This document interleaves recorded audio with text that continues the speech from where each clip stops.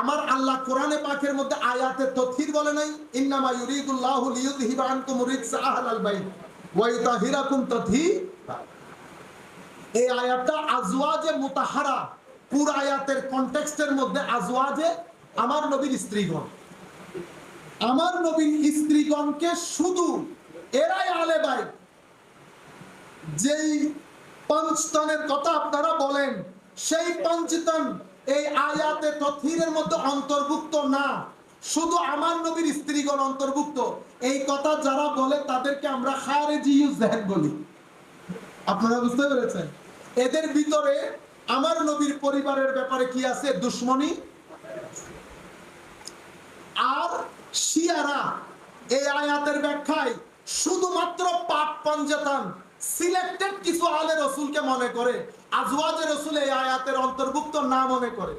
কিন্তু আপনি যদি পিছনে 5-6টা আয়াত দেখেন, ইয়া আইয়ুহান নবী, ইয়া আইয়ুহান নবী কুল্লি আজওয়াজিক ইন কুনতুন্না তুরিদনাল হায়াতুদ দুনিয়া ওয়াল আখিরা, এরকম করে আবার আমার আল্লাহ বলেছেন, হ্যাঁ, ইয়া নিসা আন নবী লাস্তুন্না কাআহাদিন মিনান নিসা, এরপরে ওয়াকারনা ফি বুয়ুতিকুন্না, এর আগে ওয়ামান ইয়াকুনুত মিনকুন্না, পুরো আমার নবীর আজওয়াজের জন্য। কিন্তু শুধু এখানে এসেছে ইন্নামা ইউরিদুল্লাহু লিইউযহিবা আনকুম বলেছে। কুম যখন বলেছে, বলার দরকার ছিল কুন্না, কারণ স্ত্রীদের কথা হচ্ছে, তো স্ত্রীলিঙ্গ শব্দ হচ্ছে কুন্না, কুন্না। তো কুন্না না বলে এই আয়াতের মধ্যে কুম বলেছে। আমরা বুঝতে পেরেছি এখানে পুরুষ এবং মহিলা দুইটাই শামিল আছে, বিদায় কুন্না না বলে কুম বলেছে। কিন্তু শিয়ারা আয়াতের মধ্যে শুধু বলে শুধু আলে রসুল উদ্দেশ্য, আজওয়াজ এখানে অন্তর্ভুক্ত না। আমরা তাদেরকে শিয়া বলি, আমরা তাদেরকে উম্মতে মুসলিমা মনে করে। আমরা যখন উম্মতে মুসলিমা মনে করব, বলবো, তো সেটার মাধ্যমে উদ্দেশ্য কি? সেটার মাধ্যমে আহলুস সুন্নাত ওয়াল জামা উদ্দেশ্য। আমি বারবার উম্মতে মুসলিমা বলছি আপনাদেরকে বোঝানোর জন্য। আহলে সুন্নাহ ওয়াল জামা মানে এই 2 টাকার 5-6 জন মিলে আহলে সুন্নাহ ওয়াল জামা না, কুল কায়নাত উম্মতে মুসলিমার 80 থেকে 95% আহলুস সুন্নাত ওয়াল জামা। মিডিয়াতে উপস্থিতি কম, টাকা পয়সা কম, ডলার কম, তেল কম, সেই কারণে সব জায়গায় পিছাই পড়ছি। সংখ্যায় বেশি, কার্যক্রম কম। অথবা মুখে বলি হুসাইনিয়ত, লালন করি এজিদিয়ত, সেই কারণে কাজের মধ্যে বরকত নাই। তাহলে আয়াতে তথহিরের মধ্যে শুধুমাত্র পাক পঞ্চতন না, আমার নবীর স্ত্রীগণ, পাক পঞ্চতন, আমার নবীর আল, চাচাতো ভাই, জ্যাঠাতো ভাই, তাদের আওলাদ সবাই আমার নবীর আলের অন্তর্ভুক্ত।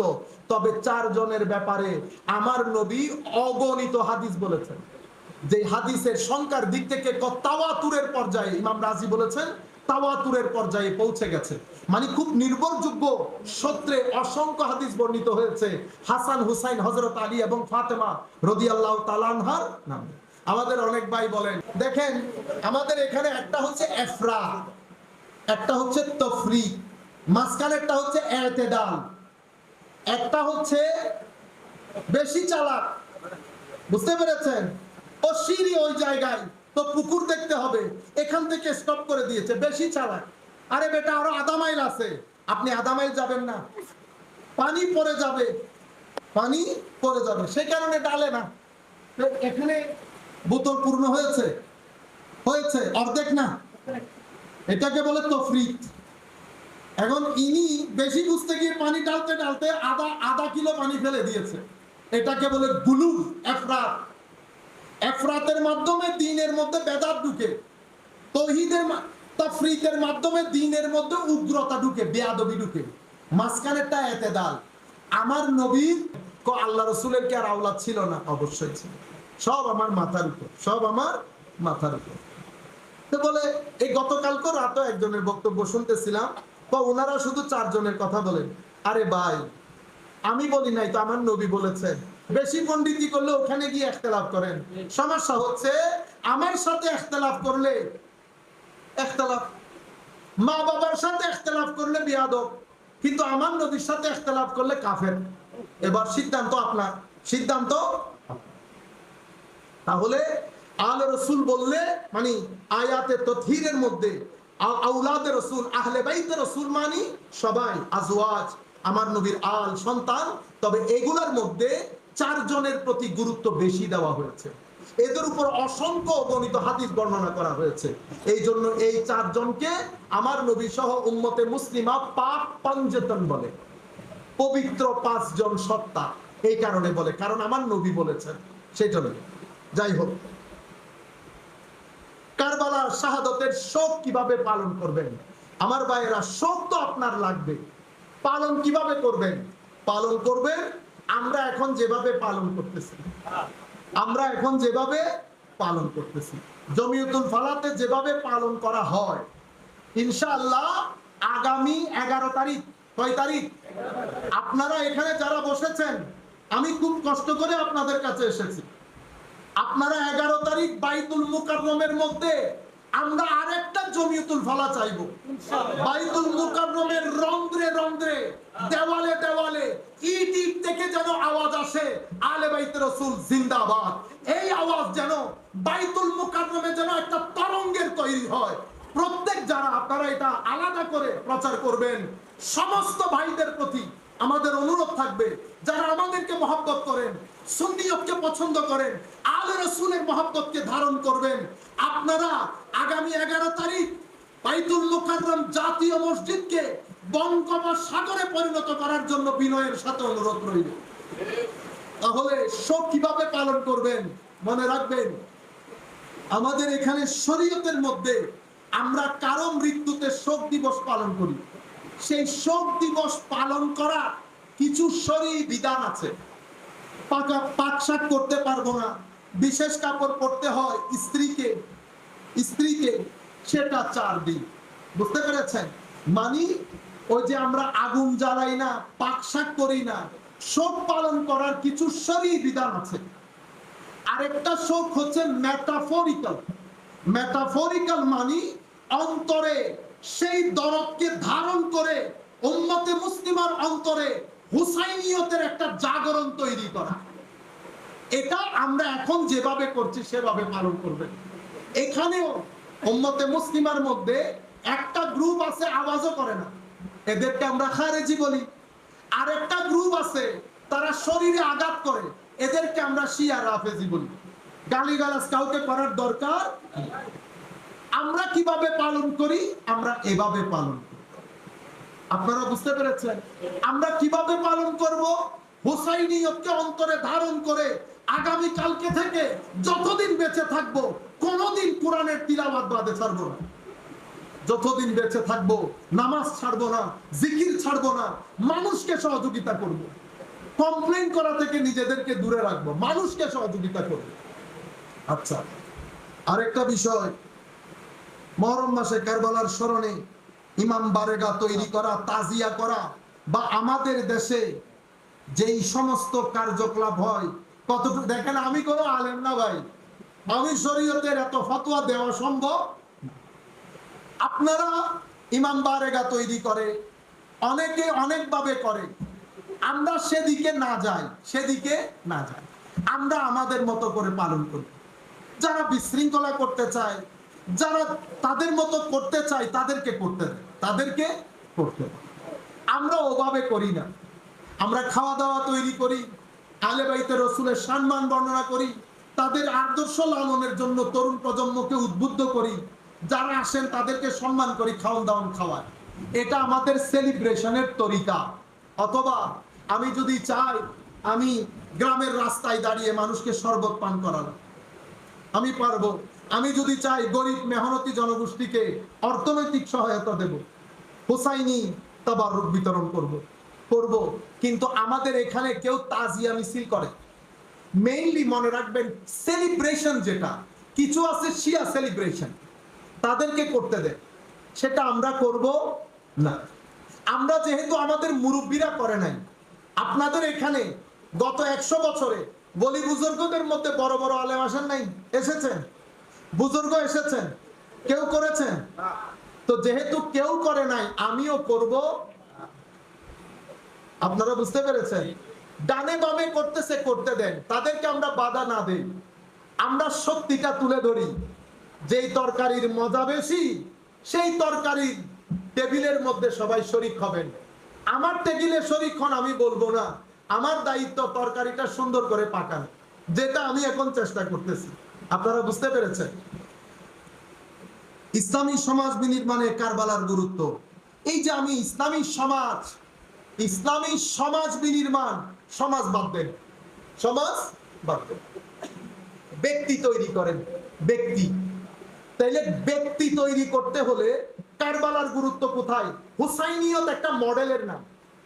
আমি কি চাচ্ছি, কোথায় যেতে চাচ্ছি, ডেস্টিনেশন কোথায়?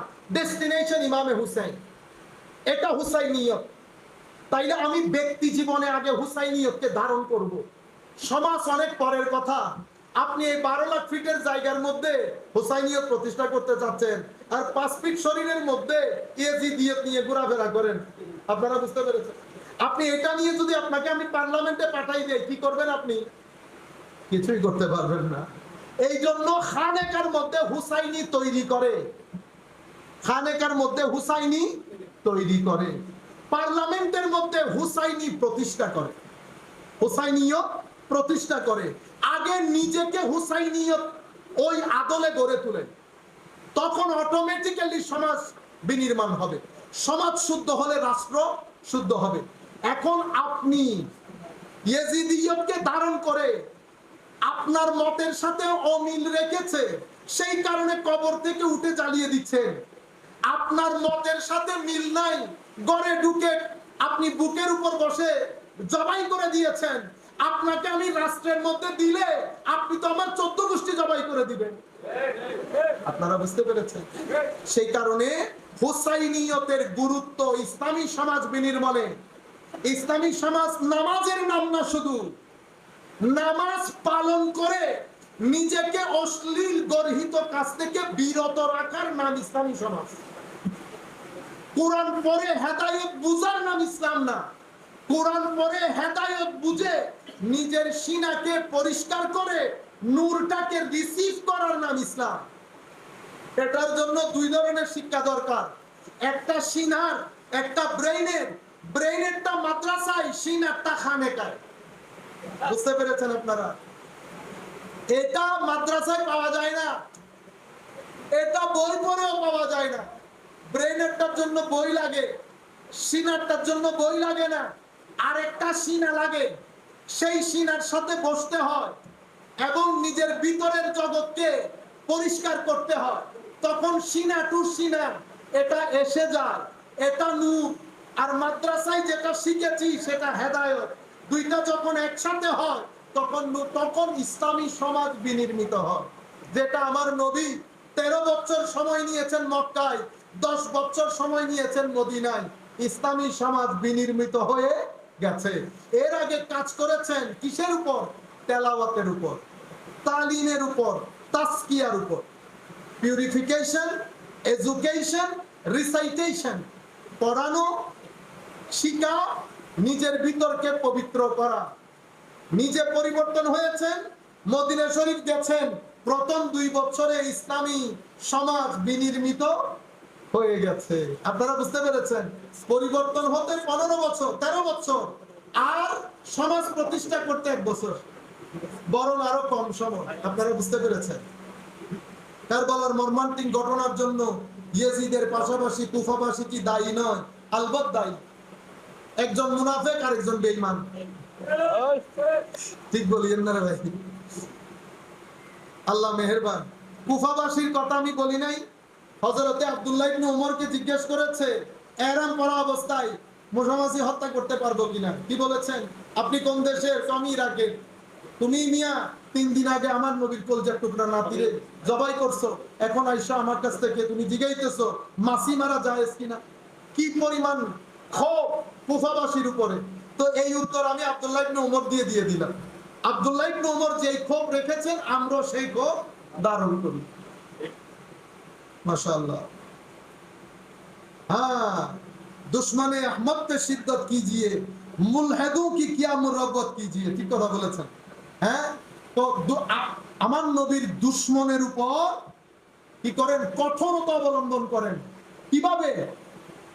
মুলহিদোं की क्या मुरब्बत कीजिए। এই জায়গার মধ্যে উনি বলেছেন আমার নবীর বিরুদ্ধে যারা বিদ্বেষ রাখেন তারা মেইনলি মুলহিদ, এদের কোনো ব্যক্তিত্ব নাই।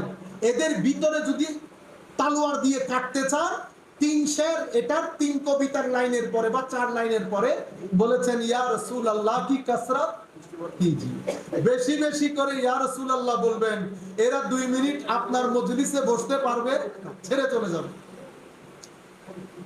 মহিলারা পুরুষকে পায়ে ধরে চুমু খাওয়া, সালাম ধরে। আমার ভাই, আমি যে প্রশ্নগুলো কামনা করতেছি সেই প্রশ্ন কর। পৃথিবী অনেক পরিবর্তন হয়ে গেছে।